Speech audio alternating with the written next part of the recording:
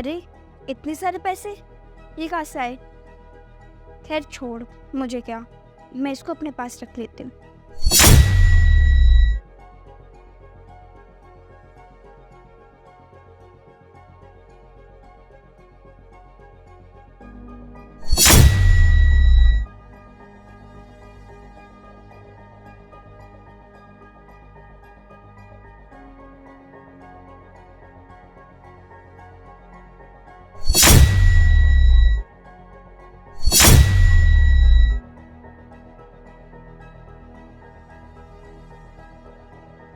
इतने सारे पैसे इस कुकर में कैसे आए? खैर छोड़ो, मुझे क्या, मैं इसे जल्दी से छुपा लेती हूँ। अगर आयशा ने देख लिया तो वो मालिक को बता देगी। ऐसा करती हूँ, पहले मैं इसे कहीं छुपा कर आ जाती हूँ। ईशानी, आयशा, कहाँ पर हो? बाहर आओ। जी बोले मालिक। मुझे तुम दोनों से बहुत ज़रूरी बात करनी है। क्या बात है मालिक? देखो, तुम दोनों मेरे पास काफ़ी टाइम से काम कर रहे हो और मेरे लिए बहुत वफादार भी हो, लेकिन मेरे पास तुम दोनों को देने के लिए पैसे नहीं है। लेकिन देखो, पिछले 3 महीने से मेरी सैलरी नहीं आ रही है और जितनी मेरे पास सेविंग थी ना, वो मैंने तुम दोनों में बांट दी और बाकी घर के खर्चों में लग गई है। तो मेरे पास अब सेविंग भी बची नहीं है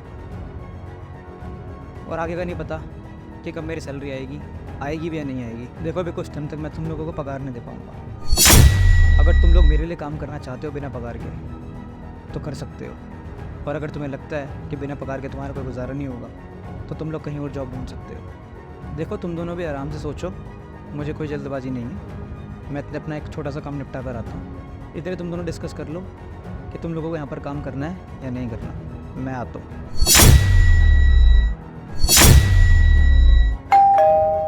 अरे इस टाइम कौन आ गया? जाके देख।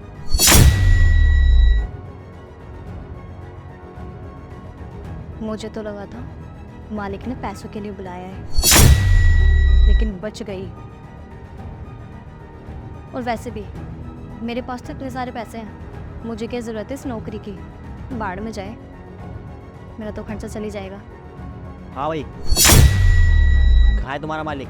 भैया, मालिक तो बाजार गए। तुम्हारा मालिक ना कभी घर पे नहीं मिलता है। 2 महीने के मेरे किराया बाकी है, वो कब देगा? कौन आया है?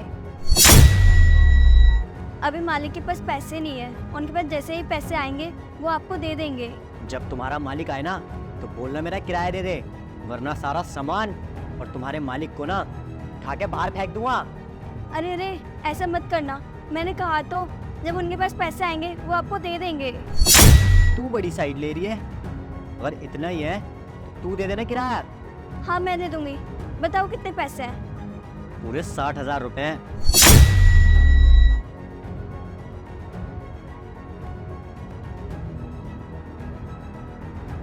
ये लीजिए। अगर आज ये पैसे मुझे नहीं मिलते ना तो तुम्हारे घर का सारा सामान मैं बाहर फेंक देता कल।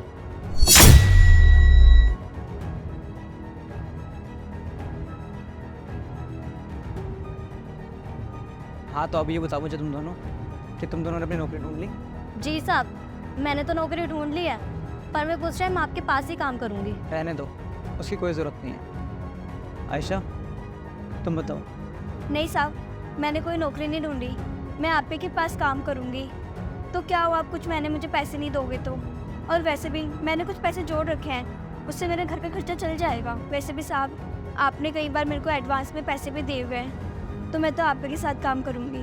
कोई बात नहीं आयशा, उसकी कोई ज़रूरत नहीं है। तुम्हें यहीं पर ही काम करना है और तुम्हें काम करने की पगार भी डबल मिलेगी। अरे साहब, ये आप कैसी बातें कर रहे हैं? अभी तो कुछ देर पहले आपने ये बोला था कि आपके पास पैसे नहीं है, और अब आप इसकी पगार भी दे रहे हो, वो भी डबल। देखो, मुझे समझ नहीं आ रहा था कि मैं किसको रखूं, और मुझे सिर्फ एक को ही रखना था। इसलिए मैंने तुम्हारा लॉयल्टी टेस्ट लिया था, जिसमें एक पास हुआ और एक फेल। तुम्हें याद है, थोड़ी देर पहले तुमको कुछ पैसे मिले थे और वो पैसे तुम दोनों ने रख लिए, और उससे कुछ देर बाद मकान मालिक आया था अपना किराया लेने के लिए। वो सब मेरा ही प्लान था, ये देखने के लिए कि तुम दोनों में से कौन लॉयल है और कौन नहीं। साहब, मुझे माफ़ कर दो, मुझसे बहुत बड़ी गलती हो गई। मैं आगे से ऐसा कभी कुछ भी नहीं करूँगी। चुप करो तुम। मैं तो देख कर ही लगता है किसी का बुरा वक्त आने पर तुम किसी का भी साथ छोड़ सकती हो। कुछ सीखो आयशा से, उसने अपने मालिक का साथ दिया।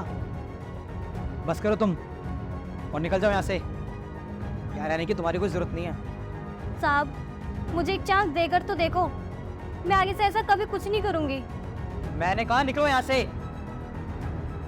और एक मिनट, वो जो पैसे उठाए थे ना, वो चुपचाप इस हाथ पर रखकर चली जाओ।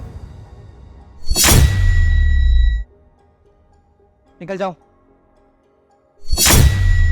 और ऐसा तुम्हारे जैसे लोग आजकल मिलते ही कहाँ हैं। तुमने मुसीबत आने पर अपने मालिक का जो साथ दिया, मैं कभी नहीं भूल सकता। Thank you so much.